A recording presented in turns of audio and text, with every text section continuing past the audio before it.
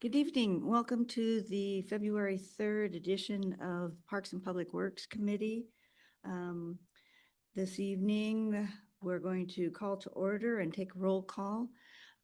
Present are council members Kara Christensen and Dan Murphy, myself, as well as city staff. We have City Attorney Burke, City Administrator Chambliss. We have Mayor Mayhew remote, interim city clerk Robert Thrall, AKA assistant legal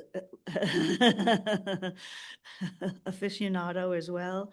And then many folks from both our Parks and Public Works and Finance Department also present, and Andrew's running IT. So with that, we're going to call for approval of the agenda with a minor change to tonight's agenda. We're going to switch up discussion items 2 and 3 and do item 3 first, which would be the pump station update, and then dive back into our capital improvements program. So can I get a motion to approve the agenda? As revised, so moved. Second. Thank you. All right, agenda is approved.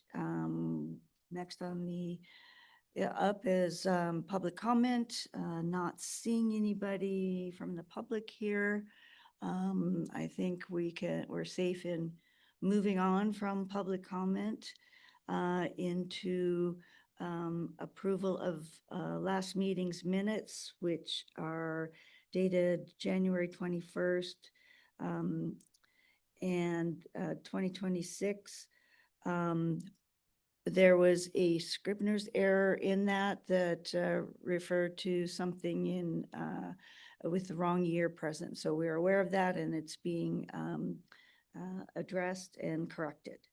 So can we get a motion to approve those minutes? So moved. Second. All right, thank you.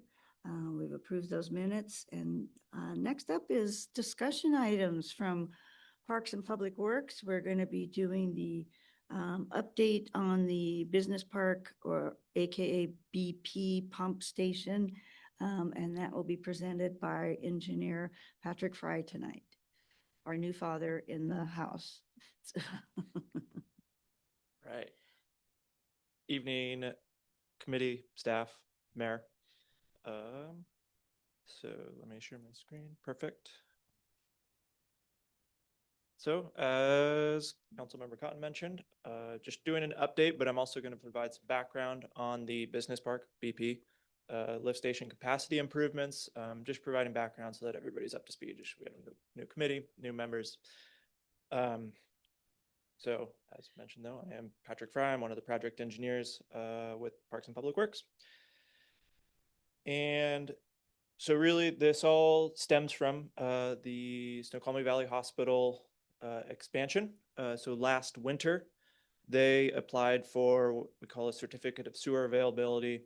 Essentially them just coming to us saying, hey, we're doing a project. We're going to be adding some facility or some equivalent residential units and sewer down the drain, and it gives us the notice to check our system and just make sure we have capacity, or if we don't have capacity, where we're lacking. So highlighted in red there, sorry for the zoomed out map, but highlighted in red is about the conveyance system of that hospital system. So it's from the hospital all the way down to our water reclamation facility, and as well as highlighted there in the 3 red boxes are the 3 pump stations that it affects. And so as you can probably guess, the pump station BP was the one that we came up with that was just a little short on capacity. And just to zoom in on showing where we're talking about, here's a little zoomed in area. There's the hospital down in the bottom left. Pump station BP is pointed out there, and that's behind the ice arena, and behind the U-Haul. That's where this is talking about. So the end of Douglas. And so here's the building, fairly innocuous little building, called out as the wet well that's existing outside. Inside, just a generator and some electrical work. So not too exciting of a building, but that's it. And so as alluded, we don't have capacity there. And so it has a firm capacity of 750 gallons per minute GPM. And as it stands now, we have an operation of about 710, 711 GPM at a peak hourly factor, and the hospital intends on adding 49 GPM, so that would leave it short about 10 GPM. So it needs to be expanded. We don't want to be redlining our pump stations. It'll cause them to burn out faster. And so just to highlight how this is a problem is in this chart is the cycles per hour that the pumps run at. And so if we exceed the 750 GPM, we'll have more cycles per hour. So that's pumps them operating on an hourly basis. And so the way these function is the wet well, it just fills up. So think of it like a glass.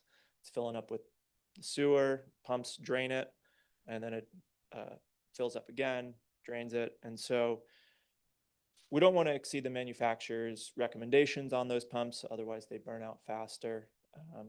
They'll get more wear and tear. Their 25-year lifespan will be voided because we're operating them beyond manufacturer's recommendations. And so that's essentially the problem that we're seeing and why we don't want to exceed the capacity. And so back in September, the folks that were here will recall that we we are doing an alternatives analysis with RH2 Engineering. Essentially, they were going to look at this pump station, say, okay, we're short on capacity. How do we add capacity? Right? There's a lot of different ways to skin that cat. Sorry for the weird phrase. But there's, you could expand the wet well. That's essentially just adding storage to it. You could upgrade the existing pumps and upsize the force main to just allow more flow through everything. You could add a jockey pump to keep up with base flows. So there's a lot of different options, essentially avenues that you can take when adding capacity to a wet well. And so that's why you do an alternatives analysis beforehand. And so that's what we signed up to do with RH2.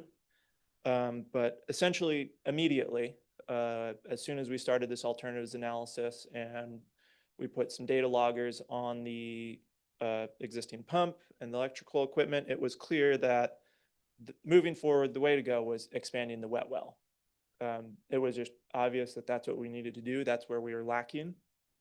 And so rather than going full through alternatives analysis of bringing everything up to 30% design, we essentially just said, move forward with the addition of the new wet well or expanding the existing wet well. And that's how we should move forward. We don't need to essentially burn consultant time and money on something that we pursuing a design that we know that isn't the way that to move forward.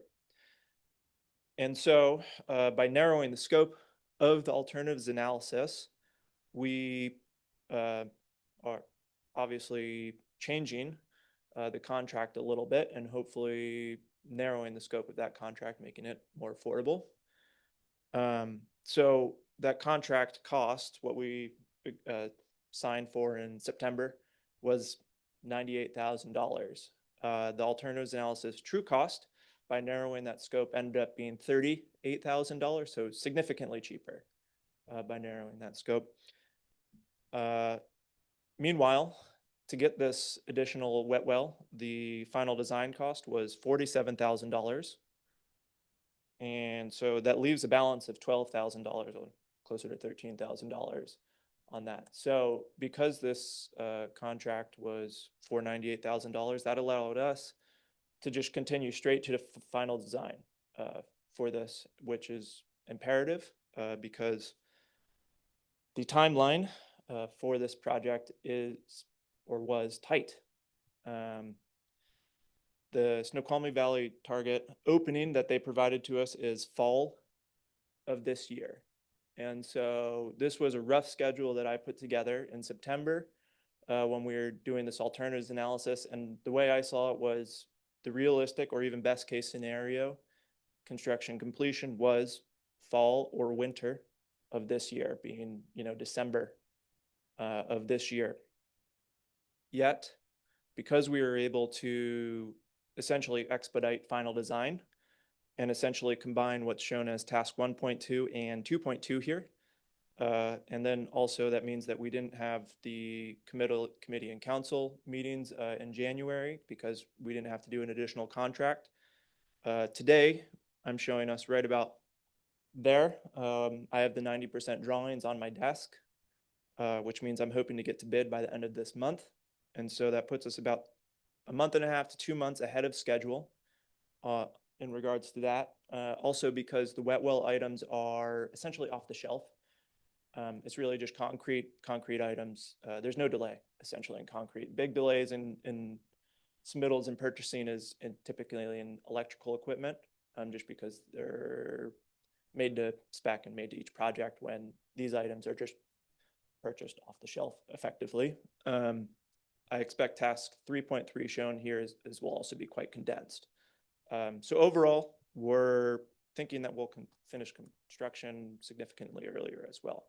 Do this.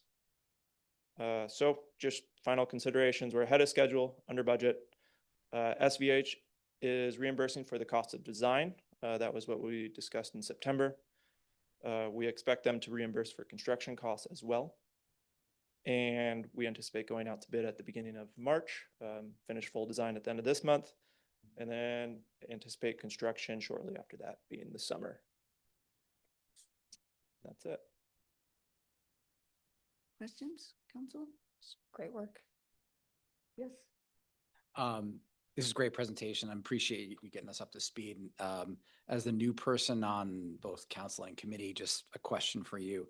Given that you mentioned in the last slide that SVH is reimbursing cost of design and construction. So I guess that would mean this is like a neutral project for us, or not? Just help me understand that a little bit. Yeah, exactly. So we hadn't planned on doing this update, right? We were operating this pump station near capacity, but we didn't anticipate any additional development upstream of there. So we didn't anticipate, sorry, I have it even, here we go.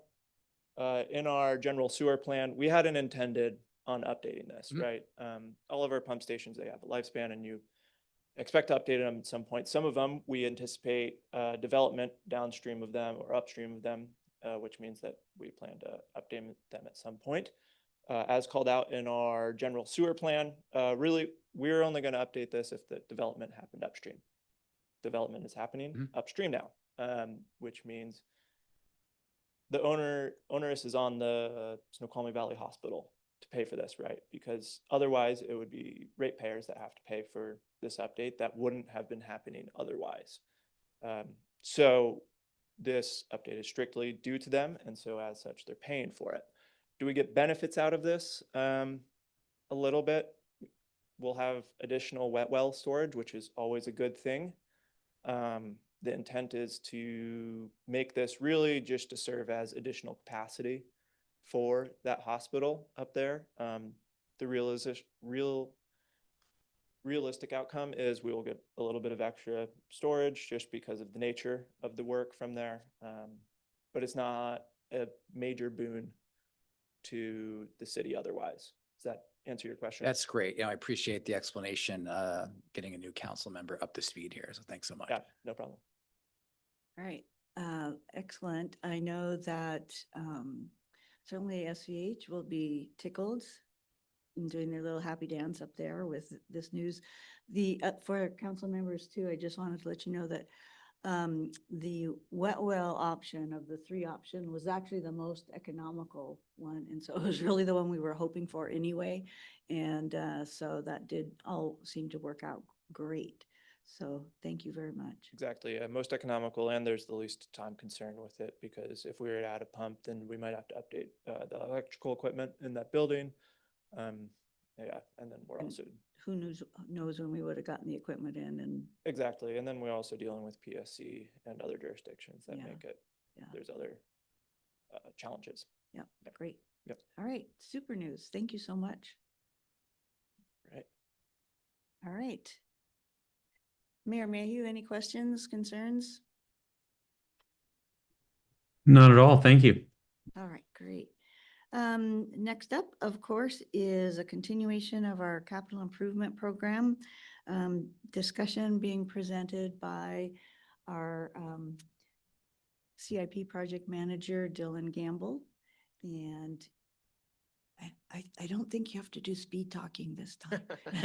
I hope not. I'm not planning to.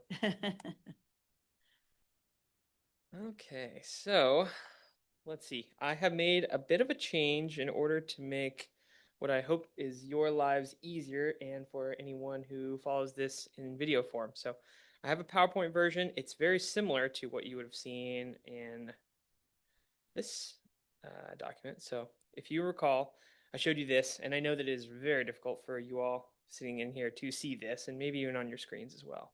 So what I did is I translated this into a PowerPoint. It's the same information, and I will plan to just kind of work through it again the same way. I will not speed run anything. However, we can go as fast or slow as you want for the beginning ones that I've kind of already covered. I'll leave it up to you, but I will more or less just explain kind of briefly, just so it's covered. But please feel free to interrupt me, stop me as we go. I'm happy to kind of work through this as the council or the committee in this case sees fit.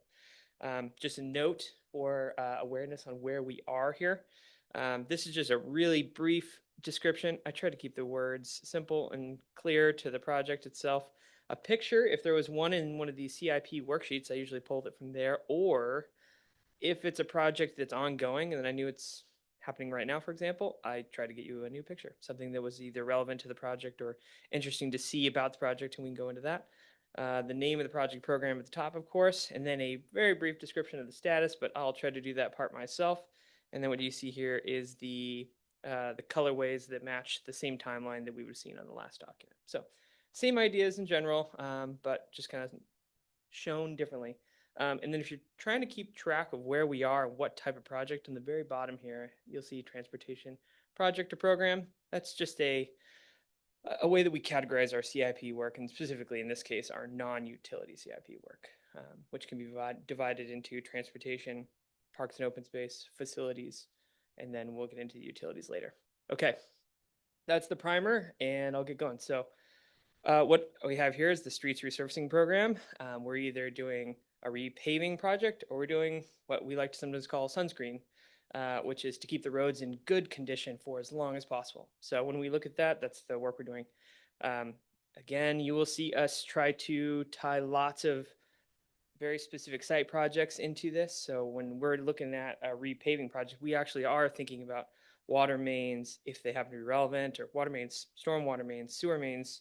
We think about sidewalks, ADA efforts, sometimes street trees. It's actually a lot of the city surrounds our roads, right? And so when we think about these types of work, they're intertied to so many projects and programs for us. So that's an example I gave here of Newton Street, which is the kind of, we'll call it the gap between 384th and I believe it's called the St. Joseph's Catholic School. There's a section there that if you drive it, you probably know that it is not in good condition. We're looking at how this project program can kind of tie into that effort. So that's a great example of when I mean we're really looking at multiple works, because we're looking down at that water main. We know the stormwater is problematic there. We know the repaving needs to be done. So we're going to be looking at it holistically. And that's really similar to what we see here in the sidewalk replacement program.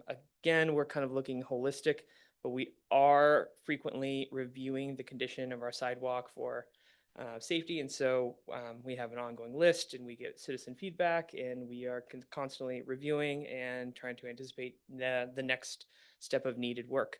An example of this that we're kind of working on that's fun and exciting right now is the Riverview, like right in front of Riverview Park. There's a section of sidewalk that was widened and kind of shifted so that it wouldn't get damaged over time by trees.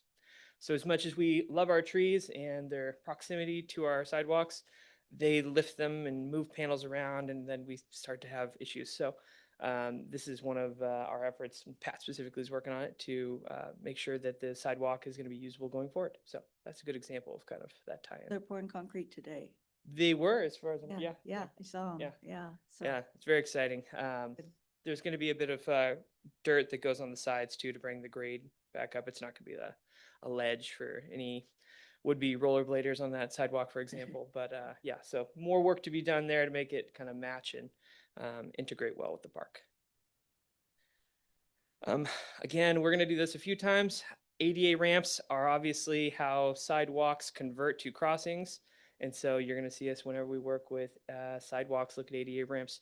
However, this one goes wider, and that if we have a project that's going to maybe mess with an intersection, that we will look to make sure that the ramp meets the modern or the current ADA standard for that intersection, insofar as we can. There's occasions where it gets a little tricky, but this is a fund that we use to try to make all of our projects achieve that goal. Here is us departing from programs, getting into one of the first big projects. This is still in transportation. This is that multi-use trail that would be a replacement of a major section of the Centennial Trail. It's in our historic downtown. When we spoke last, I mentioned that we were looking at 2026's work, and that would specifically be relating to an utility undergrounding effort. So if you were to drive down from our downtown here towards the falls on the left side, you'll know there's power lines that are above the trail. We would like to underground those as part of this work. And they actually would go underground on the other side of the road. So there's a bit of coordination we want to do there with our River Trail project, and we have been. But we're looking at how to get that constructed sooner rather than later for kind of a multitude of reasons. Beautification, preparing this trail for its future, kind of preparing River Trail to not get messed with in the future. It would improve our fiber optic connections and a couple other things. So it's a multifunction utility undergrounding effort. The trail project itself, what is called Town Center Phase 3, will be awaiting the big rounds of funding that come through PSRC from the Fed, or from the Fed to the state to PSRC to divvy up, and we apply to those every 2 years. They're quite competitive, and they're getting more competitive. So we'll be working on that shortly. And I don't really have any updates on how the funding is going to go. Sorry. So the next round of funding then, is that what you anticipate applying for? And if so, when would that application be due, and when would the timeline be for a decision? Yes, I believe the applications are due this summer. As far as when and how they review, I'd have to check back in on this. I'm pretty sure they just started opening up the, what would you call them, introduction meetings to help everyone, all the jurisdictions understand what the expectations are from the application. Those started going out, and the meetings are going on now. And then applications will be due sometime later, and then the process is pretty thorough and involves multiple presentations and multiple review committees. But I'd have to look at when that closes. I do know that the funding, if we applied this year, the funding is for 2028. Okay. With maybe some exceptions to moving it up and down in terms of years, but it's a little obscure to me at this time. Thank you. Yeah, absolutely. We'll keep going, and generally speaking, if I don't see hands, I'll just kind of we'll keep clipping because time, right? Meadowbrook Bridge, we kind of went into this before. Jeff actually gave a great explanation on kind of that inner work that we do with King County on the revetment project. That's the ground and the quality of our stability of this bridge, but then there's also repair and maintenance of the steel work itself.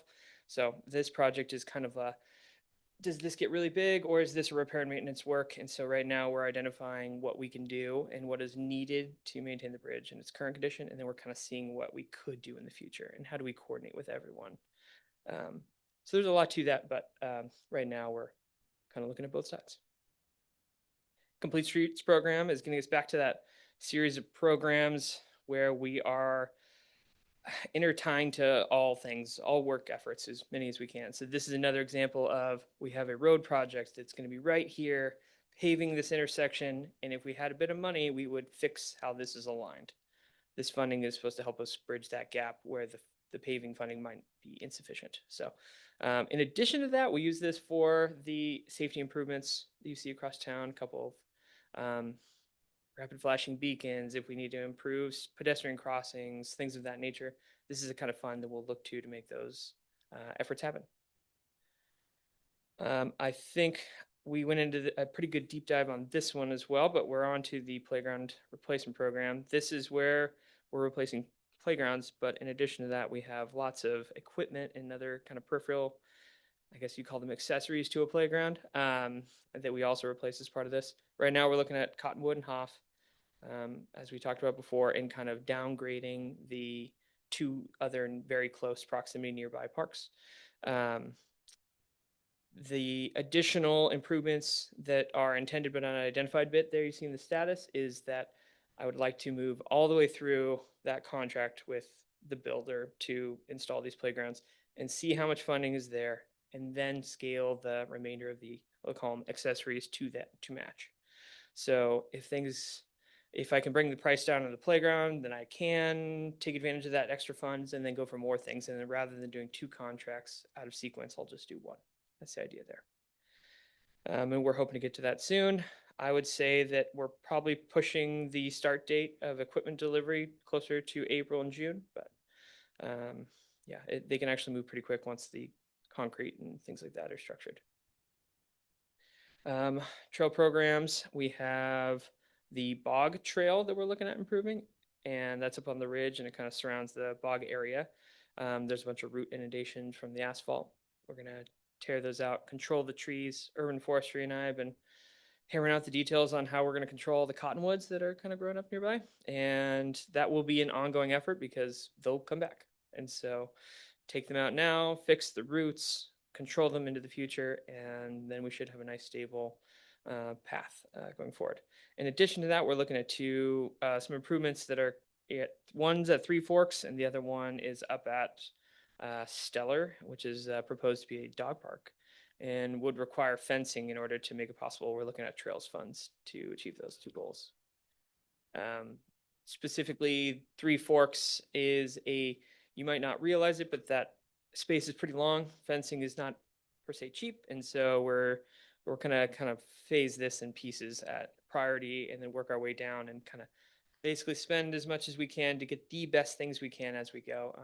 It'll be a bit of a trick, but I'm going to start with the bog, and then I'm going to look at what that truly costs, and then we'll look at the fencing. And the reason I'm waiting is because we intend to use the paving street resurfacing project. When we get that bid through, I will add this work to that bid proposal so we get the best price on this effort. So rather than getting this one priced just alone, I can get it bidded with others.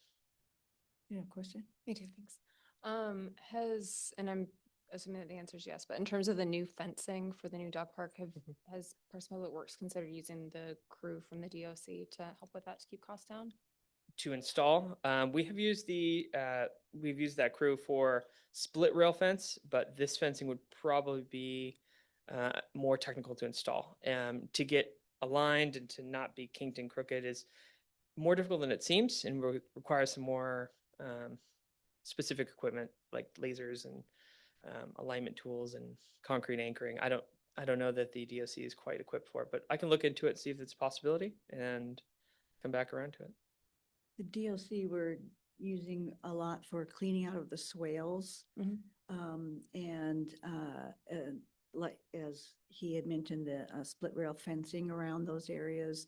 They've been helping with a lot of those things in the parks as well. So, kind of general labor construction type of things. They do a great job. They do. All that kind of stuff. So that's a good one. And then the Three Forks, a lot of that, it seems like, is the fencing is overrun with blackberries. Yeah. Which works in itself as a form of fencing as well, except the elk go over everything. Yeah. So I don't know if you're going to be able to, take into account for fencing anything that might be resistant to elk damage when they leap over tall buildings and things like that. So, well, from the high jumps, I'm not sure if we can fix it. I'll read you into kind of my move on this, and you've heard me say this so many times, but I would like to fence in the dog park a bit tighter and actually remove the split rail fencing that actually has other wires and stuff in it. yeah. And it's difficult for our crews and anyone we could hire to get rid of the blackberry or other invasives that are in the area. So the idea would be bring the fencing in, which is not shrinking the pretty large park as it is. It will be a slight shrink, but not too much. That trail will become usable for other users who are not in the dog park per se, who are riding bicycles or just walking. They would not be in the dog park any longer. And then the other side of that is I can remove that split rail, that metal that's in there. And then when we have crews maintain it, we should be able to maintain those blackberries easier because they won't be behind a fence and in between the fence and the creek. So that's the idea. I've noticed that whenever we create fences for restricting access and we don't have a way to control both sides of the fence, one side becomes blackberries, one side becomes mowed. So in this case, we'll have a fence that's in place, but grass on both sides where a mower can control the blackberries on both edges. And then we'll work on that riparian connection. It's always going to be an uphill battle. Yeah. Always an uphill battle. And so I'll look at environmental money, which is in here on a slide in the future. So we'll get to that, but that's an example of kind of that intertie. Great. All right. Sport court improvements. This is it's exactly what it sounds like. We have resurfacing of sport courts right now. I think we're looking at a few tennis courts. Cost dependent. I think we'll be looking at some baseball fields. This would be independent of the work that you think of in like Centennial, for example, where they're repairing flood damage. So think if it wasn't flood damage, but it was just abused over time and was starting to degrade, then this is the program that we would seek to use to fix that. We have some pretty great programs and our teams keep really good care of our ball fields and the usage we get is pretty high. And so we've kept up pretty well and we do maintain, but occasionally they just get degraded. You see that a lot with tennis courts when they start to crack and then they can also just lose their texture. So, and that in addition to the paint and striping. So we'll work on that this summer when it's not raining. Parking lot resurfacing. This is another example of where I'm utilizing the street resurfacing contract to make our prices reasonable. If I were to go out and get pricing for just the small amount of asphalt that's associated with our parking lots, it would be pretty high unit pricing. So I just tie myself into the larger project. So we'll do that this summer. We're looking at a couple parks, specifically the parking lot that would be associated with the Railroad Park down here in downtown, and also we're looking at Fisher, which has a larger park that's kind of seen some pretty heavy wear and tear. We have some other nicer parks that we'll keep our eye on for the, let's call it the sunscreen phase of that work. So we'll keep that up as well. Parks Facilities Improvements Program. I left this gray here, but I want to talk about it. This is where we replace the locks and locking equipment on a lot of our parks in order to reduce the chances of vandalism. We basically upgraded to a system that would help us lock automatically without somebody turning a key, for example, or controlling it based on the changing hours of daylight. Because our parks close a certain percentage of time before and after sunset, sunrise. And so this helps us kind of control that. And so we're seeing how it is implemented over time. I figured you'd want to talk about Sandy Cove. I cannot recall exactly how much details we got into here, but I'm happy to go into more, especially since this project has had time to go in the last 2 weeks since I've seen you last. It's going to be ongoing through the summer, but as you've probably seen, it has pretty good speed of progress. A lot of the trail work has been more or less aligned, and right here you're actually seeing a picture from it's about a week ago and it's already looking different. If you drove by today, you'll actually see pieces of asphalt from where we're trying to get these sidewalks repaired. So that's kind of where I'm standing here in this photo. The remaining work is really associated with the bridges over the wetlands, which are being formed, not as we speak because they're not out at night, but in the last few days. And then we'll also be working on the sidewalk that's kind of going to be our tie-in to Town Center Phase 3 at the Spur area, if I recall mentioning that before. I'll pause here. Do you have any questions about this project? I know it is a bigger one. It's definitely the ongoing project in my world that's taken a bunch of time, so I'm happy to go into any details. But yeah, you're also more than welcome to email me and get updates as we go. Riverfront land acquisitions. This is an interesting one because there's two parts, the acquisition and the demolition. So in a sense, the acquisition is an always ongoing effort where we are gauging interest by individual homeowners, and that is happening on a both constant basis and occasional check-ins, right? And then keeping our eye on whether homes go up for sale. So that's one element of it, and we're always kind of looking at that and using our grant funding to kind of gives the opportunity to financially achieve it. The other part of it is demos, and I can speak to that one specifically. We have 2 homes that the city owns that are due for demo. We were waiting until 2025 in order to verify that our grants and coordination with our grant programs would be in alignment for the demo costs. So I'm working on getting quotes ready and have those 2 homes demoed. I'm expecting that to actually happen pretty quickly. We have lots of quotes and lots of interested parties, and so I'm hoping to move on this rather quickly, have these demoed in the spring of this year. Please. Is fire department going to help you with the demo? The With fire the department training? and we've worked it out. We have a deal. They're going to do some training, right? They can do some training, but they cannot help me with the demo.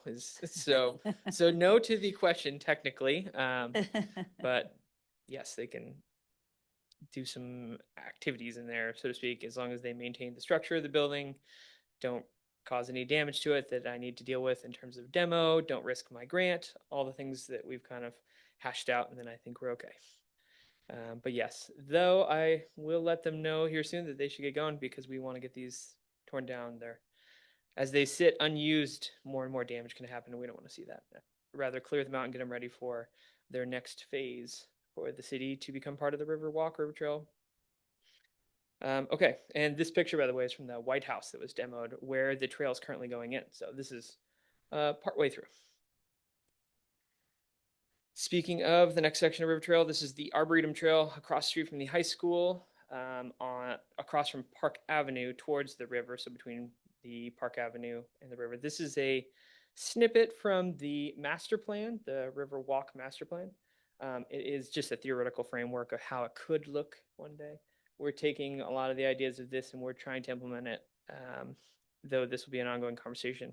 One detail here is that we have some kind of smaller works efforts that we're going to try to do simply and easily rather than a large contracted and consulted and expensive effort to try to design the entire thing. We're going to take it a little bit apart and do it piecemeal and kind of achieve some of the bones of the project and then come back later and identify bigger structures as needed and go through all the permitting requirements that the larger effort would entail. So that's just a heads up. And that's why we have some construction work planned for the later half of this year. I'm thinking things like sidewalks, access, removal of buildings that were there before they left fences instead of demoing completely. So we uncovered those and we removed the blackberries, and now we have to remove a bunch of things like that and some grading as well. So those are some of the ideas we're working on. I mentioned earlier the environmental program. This is that program where I'm going to look to, if I'm doing work in an area and I know there's a bunch of blackberries, I can maybe task a company to quickly take care of this and take advantage of that contract as it's necessary. I also will use this program to match for habitat restoration funds with like WIRA 7, which is our watershed management group that gives funding to improve the water quality of the Snoqualmie River. So I look at this program to try to to match that funding and that effort. And unfortunately, I haven't had the best of luck getting those grants, but we'll keep trying and we'll keep doing the work with this fund. Facilities improvement is a big program for us because we have lots of facilities. We have police department, fire department, public works has a large yard and facility, as well as the building we're sitting in here. We do lots of different improvements across these. We've done some police improvements already in the 2025 fund. We're looking at some public works improvements, especially in our yard. And then City Hall as a combination of ongoing things that we work on to try to make improvements. These types of work are not maintenance, but the bigger improvements, the bigger changes that we do. I have the community center expansion in here. It's waiting on funding and in the exact scope of work that we will pursue. Both those things are kind of obviously tied together and are a bit of an unknown for me right now. And so we're working towards approaching that, and we will probably be getting back to you soon. Okay. All right, we are pivoting to the utility. So we're kind of changing our funding structures now. We're looking at different types of projects and programs. We're going to start with water, then we'll go to stormwater, then sewer. This first one here, pressure zone conversions projects. I just want to give you a quick primer. Sometimes these topics are tricky. They're tricky for me. They're tricky for the project managers who do it themselves. gets a little squirrely in terms of defining and feeling confident you know exactly what's going on. So I'm going to do my darndest. But a quick short primer is that there's a few projects under an RH2 contract, which is a consultant that we use for engineering. And we have that contract. It's council has approved it. We've signed it, but we've been waiting on doing the work. This is an example of one of those works. There's going to be a few projects here in a row that are going to be of this nature. So that's the primer. And here's the description of this work. So we have pressure zones across the city. If you're in downtown, you're under what we call the 599 zones. You'll see that there. As you work your way up the ridge, you'll start to increase the number as you increase elevation. We're doing that so that people have the proper pressure at their faucet that works for their area and doesn't, blow up mains or anything crazy, right? So it achieves that pressure at the customer. As you start to go up the hill, we need to kind of chunk it up and block it up. And we have methods of moving water between them, right? So if you're going down, if you're bringing water from a higher source, a higher pressure, lower, we call it a pressure reducing valve. If you're going up, it's a booster pump station. In this case, what we're looking at doing is adding another pressure reducing valve tie-in from the pressure zone that's just above the downtown. So the 705 in this case, which you can see there. So we're just looking at having another connection point that's not our main one currently, that would come down from a 599 reservoir or right next to the 599 reservoir. And that gives the downtown more, it improves the quality of our pressure and maintaining it and not having it ride. So it can, basically the pressure could be rebounding across the system, but it also dramatically improves our fire flow. And in addition to that, another benefit could be that we have a redundancy in tie-ins between our 599 and the 705. So there's multiple benefits. This work is to add that pressure reducing valve at that location, and it's going to have a bit of studying to make sure that it will work properly. Speaking of that studying to make sure it works properly, this next project is the study effort to look at the 599 zone holistically and try to figure out how all the points of interconnection should be dialed in order for the system to work properly under a fire event, under standard usage, when things go down, if we have different wells active. As you can imagine, when we tied the historic downtown's water system that existed to the Ridges system, intertied them, there was always going to be moments where it didn't work out perfectly. This is our way of studying that 599 zone to look at how to improve it. So there's several ways we plan to improve it. And I was just checking to see if I was getting eyeballs drilled in the back of my head there. But yes, so that's what effectively this program is for, or this project is for. Verification that we can't improve the 599 any better. And I'm positive there's going to be some outcomes from this, but we don't know what they are yet because we haven't started the contract. Any questions? Sorry, I know that was a lot. It's one of those things. I mentioned before that if water goes down, it's a pressure reducing valve. If it goes up, it's a booster pump. Here's an example of improving a booster pump. In this case, we're talking about making it a VFD or variable frequency. This, if you think about it, you can either have a pump that goes on, off, on, off. This is a pump that can slowly come up and down and how strong it's putting water up, right? The benefits to us are actually quite a bit. It controls the burnout of those other pumps, which are not designed to be run constantly, as well as it helps us regulate that pressure in both the zones up and above, or up and below. As you can imagine, as you start to pull water from a lower system, it drops pressure and increases pressure on the upper one. Having more variable control can give us that more pressure regularity. Okay, South Wellfield improvements. This project is looking at South Wellfield project. Yeah, so this is looking at increasing some variable, another VFD set for these two wells. But what I really want to actually call out here is that this is an improvement to this well field that may or may not be needed depending on the success of the source of supply project, which we'll get to in a second. So in a sense, I have it planned here where we're going to start working on the design. But the reality is we're not going to do that until we roughly know the outcomes of the source of supply project, which are going on practically now. And for the next few months, we're hoping to have some kind of design outcomes from that will help us know if we need to actually implement this or if we're going to be going down a slightly different path. If you think about it, this is essentially one of those alternative analysis options that you just heard about Pat explaining. We have lots of ways to achieve a goal. This is one of them. Source supply may be another. And so we're just trying to verify that we don't need to do both. Cane Springs improvements. So if you have heard us talk about Cane Springs, you know that's the source of water for a lot of the downtown. It's one of our cleanest sources of water. And the way to get it here is a bit tenuous. That work, the controlling how tenuous that movement of water is here, is not what we're talking about in this slide or this year, because it's a very large scale effort. What we're talking about here is just the repair of an undersized chlorine generator. So right now our generators are running far too often. They're essentially getting wear and tear. We do not want them to go down on us while we are utilizing the water. So we need to upscale the facilities and the space that the chlorine generator sits in. That work is what we're talking about just this year in 2026. But yes. Okay. Source of supply. I'm going to keep my eye on for laser beams in the back of my head.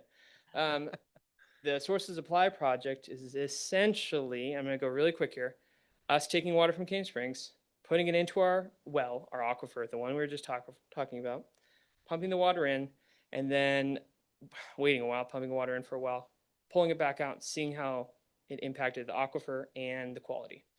So depending on how that gets permitted and all the outcomes of that design, modeling, analysis, the source supply could either increase our water supply sources, it can improve the quality of that well field, it might represent a distinct pivot from the approach we use with that well field. All these things I do not know the answers to yet, but that's what we were modeling and studying, and then now actually testing, pilot testing, I'm sorry, yeah, here very soon. Do you know when we're going to be starting this? Next month, so it's coming quickly. We have it, I guess it's February now, so very quickly. Yes, I'm yeah. sorry. A quick question. With the aquifer, because I knew you'd been, like you said, this was the pilot test on this system that the state was actually very interested in, the results that were coming through on this. Was there any damage done to either the, storage or transport systems during the flooding? Was there any concerns as far as the seepage through the soil due to No. saturation or anything like that? No, the water system came through with flying colors. We had no issues with any of the drinking water supply or delivery systems. Two of the sources were closed, right? The North Well Field and the South Well Field are closed through the winter. We get all of our water currently through the spring. Okay. And it is our critical water source. It is 65% of our water. And during the winter months, when we don't have this irrigation demand or high peak demands that we experience in the summer, we rely entirely off of the spring. Oh, okay. And that is the nature of our water right with the spring, because if we get water on a consistent basis, 24/7, 365 days a year, we can take water from that spring at 2 cubic feet per second. That's our water right. Okay. Yeah. Great. So we Thank max it out. Okay, thank you. Okay, we're in water. We just clicked over to urban forestry programs. There's a few more to go. I'm keeping an eye on how much time we have, but this project here, the urban forestry improvement, is actually looking at our street trees on the ridge, specifically Snoqualmie Ridge, phase 1, the first phase that came in. They planted our street trees in a certain way with a certain amount of soil and supporting those trees. That quantity of soil, the spacing, the depth, I think it's specifically the depth and the quality, are inadequate for good trees that will hold up to windy days and winter storms. So a lot of this effort is looking at a pretty long time horizon to try to replace all those trees and repair the inadequate soil spacing. This is a pretty long horizon project. It is ongoing. I know Phil and Jason Battles are still looking at maybe minor changes to make this even more efficient, bring the time horizon down.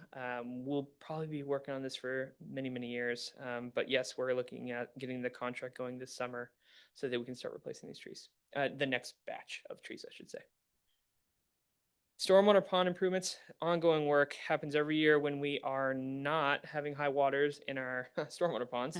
But it's essentially, how do we upkeep the stormwater ponds infrastructure? We have fencing, we have vegetation controls that we have to do. We have outfalls, inflows that are basically we have lots of ways water comes in and out of our stormwater ponds, and we have to maintain those systems. And this is our project to do that. We see a lot of the DOC teams doing this work. You brought it up earlier. And it's excellent. Kimball Creek riparian restoration is a requirement from the Department of Ecology, where we utilize some of our stormwater funding to do habitat restoration, specifically in the Kimball Creek Basin. This is an example of a project or a program where we utilize this funding to make other projects better in terms of stormwater quality. So if we have a project that outfalls into the Kimball Creek riparian area or into the Kimball Creek itself, then we try to do a restoration project to make it efficient, make it better in the ways that the program calls out specifically. So essentially, this is our way, another one of those examples of when we tie in multiple projects to one thing. Chair, I have a quick question. Dylan, maybe this is on a slide to come, but I want to make sure I got this in before we run out of time. Yeah. Is the railroad crossings project still on this list, or is that on a different list? I know that was something that I've seen in some form or another. It's one of the first slides. Oh, did I miss that? Okay. It was this crossings and. the I might have safety. mistranslated it. We brought it, I talked about it last time. Got it. Okay. Yes, but I did not, I must have just missed it on the slide. I apologize for that. Yes, it's still ongoing, and I guess if you don't mind me going backwards real fast and Yeah, catching up. yeah, for sure. We are working on the design of it right now. It's 2 locations, one at the Parkway, one at King, and then we're looking at going into construction the later half of this year. We are going to contract both the design work, construction management, and the construction of it to the Northwest Railway Museum, and they will do the work and manage it. It's an interesting kind of pass-through approach to these railroad projects, but they're the owner-operator of it. Another example of a tie-in is we have a water main that goes under the railroad tracks that we're going to work on replacing when the tracks are not there. So, Got it. Appreciate thank that. you.